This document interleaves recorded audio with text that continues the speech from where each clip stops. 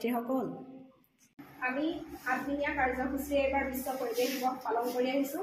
আজি বিশ্ব পৰিৱেশ দিৱসৰ 3 নম্বৰ দিন, দ্বিতীয় দিনৰ কাৰ্যসূচী হিচাপে আজি আছে ই আৱৰ্জনাৰ হ্ৰাস।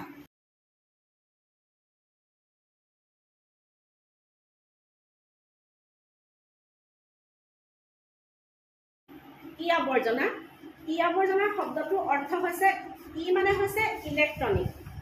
ইলেক্ট্ৰনিক এটা ইংৰাজী শব্দ। ইলেক্ট্ৰনিক মানে কি তোমালোকে জানানে বাৰু? অসমীয়া ইলেক্ট্ৰনিক মানে হৈছে বৈদ্যুতিক, যিবোৰ কাৰেণ্টত চলে, হয়নে নহয়? এই বৈদ্যুতিক আৱৰ্জনা মানে হৈছে যিসমূহ বস্তু কাৰেণ্টত চলা বেয়া হৈছে বা আমি ব্যৱহাৰৰ কাৰণে উপযোগী হৈ থকা নাই, সেইবোৰে হৈছে আৱৰ্জনা, ইলেক্ট্ৰনিক আৱৰ্জনা। এই ইলেক্ট্ৰনিক আৱৰ্জনাবোৰ যেনে ঘৰত বেয়া হোৱা টিভিটো, লাইট এটা, ফেনখন, বিভিন্ন মেচিনবিলাক যেনে ফ্ৰিজ, ৱাশ্বিং মেচিন, এয়াৰ কণ্ডিশ্যন বা বিভিন্ন ধৰণৰ কাৰেণ্টত চলা বস্তু বা বিভিন্ন অফিচত চলা বিভিন্ন কাৰেণ্টৰ বস্তু, অফিচ কোম্পানী ইত্যাদিত ব্যৱহাৰ কৰা ইলেক্ট্ৰনিক যিবোৰ বস্তু, সেইবোৰে হৈছে ই আৱৰ্জনা, যিবোৰ ব্যৱহাৰৰ অনুপযোগী। এই আৱৰ্জনাসমূহে পৃথিৱীখন আৱৰ্জনাৰে ভৰাই পেলাইছে।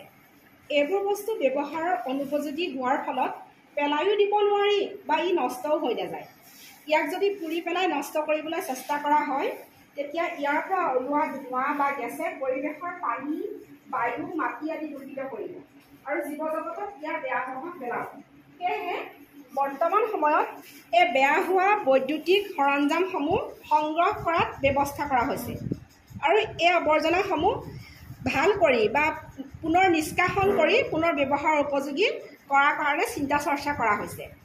বৰ্তমান বিজ্ঞান আৰু প্ৰযুক্তিবিদ্যাৰ উন্নয়নৰ লগে লগে এই কাম সম্ভৱো হৈছে। যাৰ এনে বস্তুৰ প্ৰয়োজন আছে কিন্তু তেওঁলোকৰ কিনিবলৈ সামৰ্থ্য নাই, তেনেলোকে আমি এই ই আৱৰ্জনাসমূহ হ্ৰাস কৰাৰ বাবে বিভিন্ন ধৰণৰ পদক্ষেপ গ্ৰহণ কৰিব পাৰোঁ।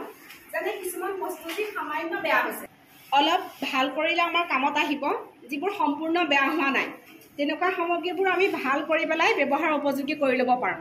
বা য'ত প্ৰয়োজন, ধৰা কোনোবা এটা বস্তুৰ প্ৰয়োজন আছে কিন্তু প্ৰয়োজনটো কম হ'ব, ব্যৱহাৰটো কমকৈ হ'ব, তেতিয়া সেই বস্তুবোৰ ব্যৱহাৰ কৰিব পাৰি।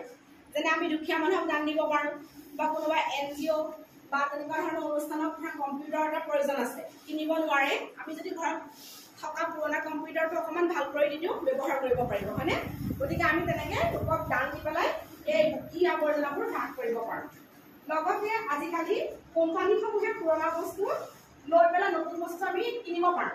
আমি পুৰণা বস্তু কোম্পানীক দিব পাৰোঁ, নতুন বস্তু কিনিব পাৰোঁ। এনেধৰণে আমি ই আৱৰ্জনাসমূহ হ্ৰাস কৰিব পাৰোঁ। সেয়েহে আজি বিশ্ব পৰিৱেশ দিৱসৰ 3য় দিনৰ কাৰ্যসূচী হিচাপে বৈদ্যুতিক আৱৰ্জনাৰ হ্ৰাস, নিষ্কাশন, পুনৰ ব্যৱহাৰ আৰু ই আৱৰ্জনা সংগ্ৰহৰ স্থান স্থাপন হিচাপ ৰখা আৰু ইয়ে আমাৰ পৃথিৱীখনত কেনেদৰে প্ৰভাৱ পেলাইছে তাৰ বিষয়ে সজাগতা সৃষ্টিৰ বাবে পদক্ষেপ গ্ৰহণ কৰা হৈছে। আজিৰ বিষয়ে মোৰ ক'বলগীয়া ইমানেই। তোমালোকে হয়তো কথাটো বুজি পাইছা। মই আজিৰ বিষয়টো ইমানতে সামৰিছোঁ। ধন্যবাদ।